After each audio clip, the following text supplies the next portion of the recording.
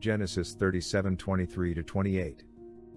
So as soon as Joseph came up to his brothers, they stripped Joseph of his tunic, the long-sleeved tunic that he had on. Then they took him and threw him into the pit. Now the pit was empty, with no water in it. Then they sat down to eat bread. When they looked up, behold, there was a caravan of Ishmaelites coming from Gilead, with their camels carrying gum, balsam, and myrrh, going to bring them down to Egypt. Genesis 37:23-28. Then Judah said to his brothers, "What profit is there if we kill our brother and cover up his blood? Come on. Let's sell him to the Ishmaelites. Let's not lay our hand on him, since he's our brother, our own flesh." His brothers listened to him. When some men, Midianite merchants, passed by, they dragged Joseph up and out of the pit, and they sold Joseph to the Ishmaelites for 20 pieces of silver, and they brought Joseph to Egypt.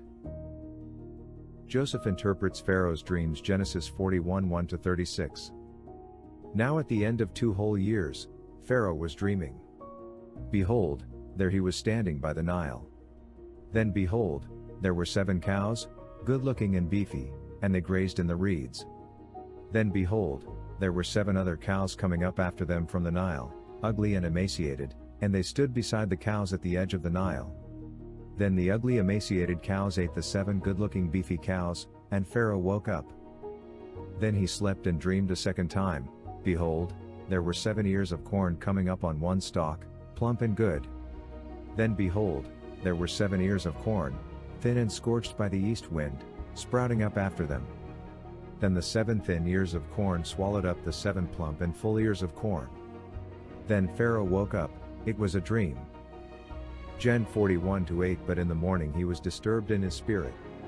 So he sent and called for the fortune-telling priests of Egypt and all its wise men, and Pharaoh told them his dream. But no one could interpret them for Pharaoh. Gen 41-9. Then the chief of the cupbearers spoke with Pharaoh, saying, "I am reminded of my sins today." Gen 41:10. Pharaoh had been angry with his servants and put me in the custody of the house of the commander of the bodyguards, me and the chief of the bakers. Gen 41:11. Then we each dreamed a dream on the same night. He and I, we both dreamed, yet each dream had its own interpretation. Gen 41:12. Now there with us was a Hebrew youth, a slave belonging to the commander of the bodyguards. When we told him, he interpreted our dreams for us, each man's dream he interpreted. Gen 41:13. Then it came about, just as he interpreted for us, so it happened. Me he restored to my position, but him he hung. Gen 41:14. Then Pharaoh sent and called for Joseph. So they quickly fetched him from the pit. He shaved, changed his clothes, and came to Pharaoh. Gen 41:15. Then Pharaoh said to Joseph, "I dreamed a dream and there's no one to interpret it. I heard about you, it's said that you can listen to a dream to interpret it." Gen 41:16. Then Joseph answered Pharaoh, saying, "It's not within me. God will answer with shalom for Pharaoh." Gen 41:17. So Pharaoh said to Joseph, "In my dream, there I was, standing by the bank of the Nile." Gen 41:18. And to my surprise, out of the Nile 7 cows were coming up, beefy and good-looking, and they grazed in the reeds. Gen 41:19. Then all of a sudden, there were 7 other cows coming up after them, feeble, very ugly and emaciated. I've never seen the likes of these in the whole land of Egypt for ugliness. Gen 41:20. Then the emaciated and ugly cows ate the first 7 beefy cows. Gen 41:21. When they were devoured, one couldn't tell that they had been devoured. Their appearance was as ugly as it was at first. Then I woke up. Gen 41:22. Then I saw in my dream, there were 7 ears of corn coming up on one stalk, plump and good. Gen 41:23. Then suddenly, there were 7 ears of corn, dried up, thin, and scorched by the east wind, sprouting up after them. Gen 41:24. Then the thin ears of corn swallowed up the 7 good ears of corn. So I told the fortune-telling priests, but no one could provide me with an explanation. Gen 41:25. Then Joseph said to Pharaoh, "Pharaoh's dream is one. God has told Pharaoh what he is about to do." Gen 41:26. The 7 good cows, they are 7 years. Also the 7 ears of corn, Their 7 years. It is one dream. Gen 41:27 The 7 emaciated and ugly cows coming up after them, their 7 years. Also the 7 empty ears of corn scorched by the east wind, there will be 7 years of famine. Gen 41:28 It is the word that I have already said to Pharaoh, what God is about to do, he has shown to Pharaoh. Gen 41:29 7 years of abundance are about to come in the whole land of Egypt.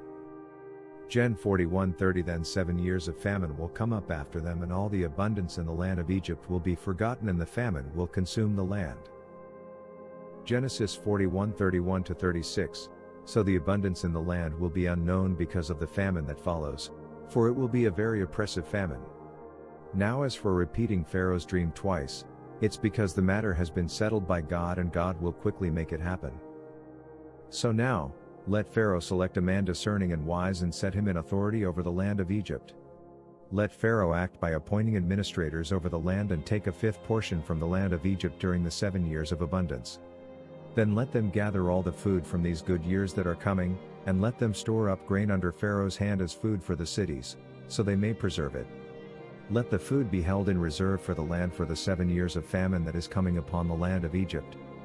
Then the land will not be annihilated by the famine. Joseph and Potiphar's wife.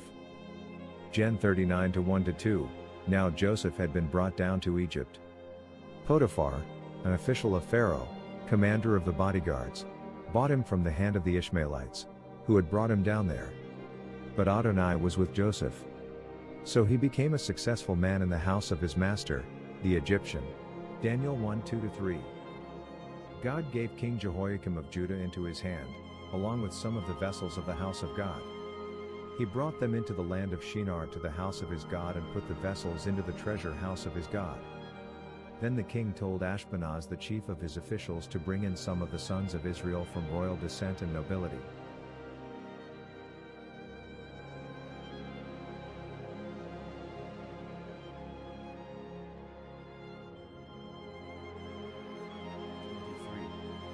Then Daniel went to his house and informed his friends Hananiah, Mishael and Azariah about the matter, so they would request mercy from the God of heaven concerning this mystery, so that Daniel and his friends would not perish along with the rest of the wise men of Babylon.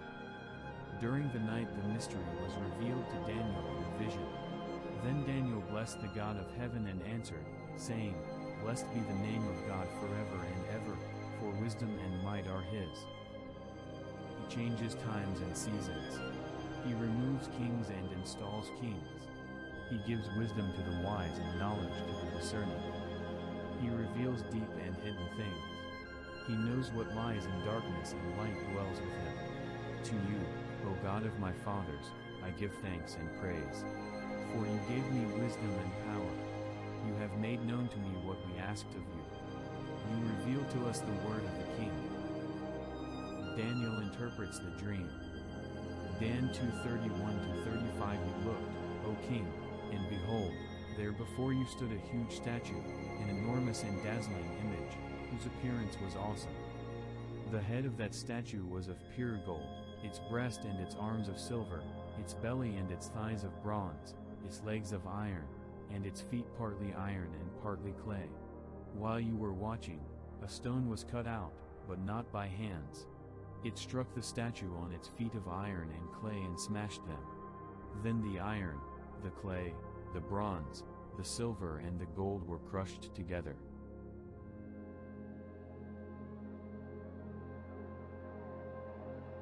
Dan 2:46-47 Then King Nebuchadnezzar fell on his face and paid homage to Daniel and gave orders that an offering and incense be provided for him.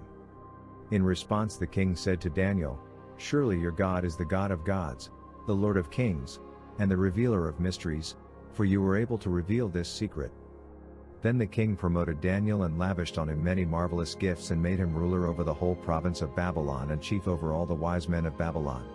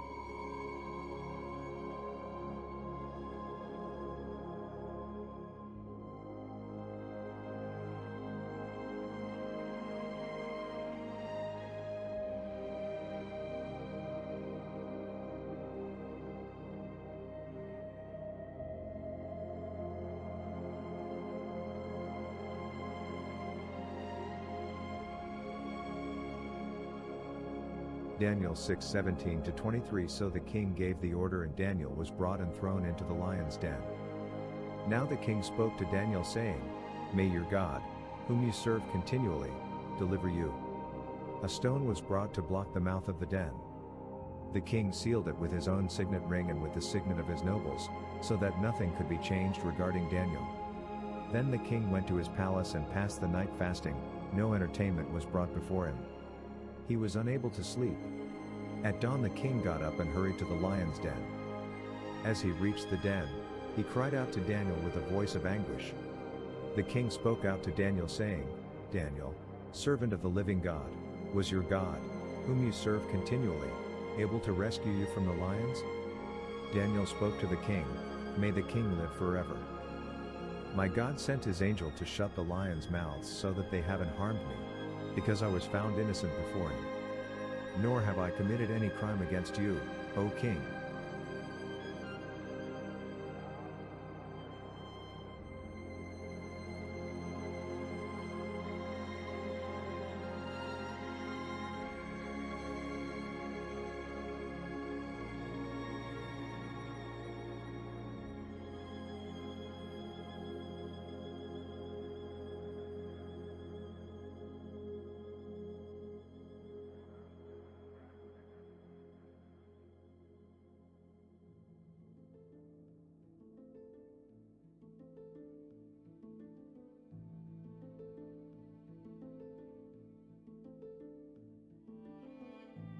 Dan 6:27-29, I issue a decree that in all the dominion of my kingdom people are to tremble with fear before the God of Daniel. For he is the living God, enduring forever. His kingdom will never be destroyed, his dominion will never end. He delivers and rescues. He performs signs and wonders in the heavens and on earth. He has delivered Daniel from the power of the lions. So Daniel prospered during the reign of Darius and the reign of Cyrus the Persian.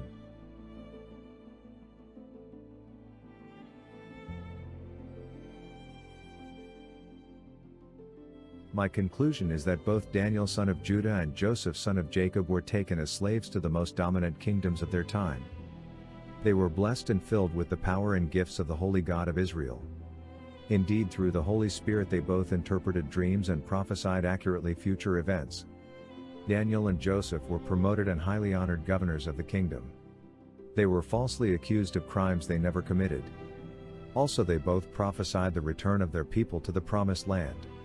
Indeed, Daniel and Joseph proved to be full of integrity, excellent and truly reliable leaders in the services of their kings and the kingdoms. They died in the empire where they had been exiled. As a matter of fact, Daniel represented Judah in the Babylonian and Medo-Persian empires, and Joseph represented all Israel living in Goshen before Pharaoh, king of Egypt. Finally, their lives, destiny and service to Elohim of Israel in the two most dominant empires were remarkable and very similar.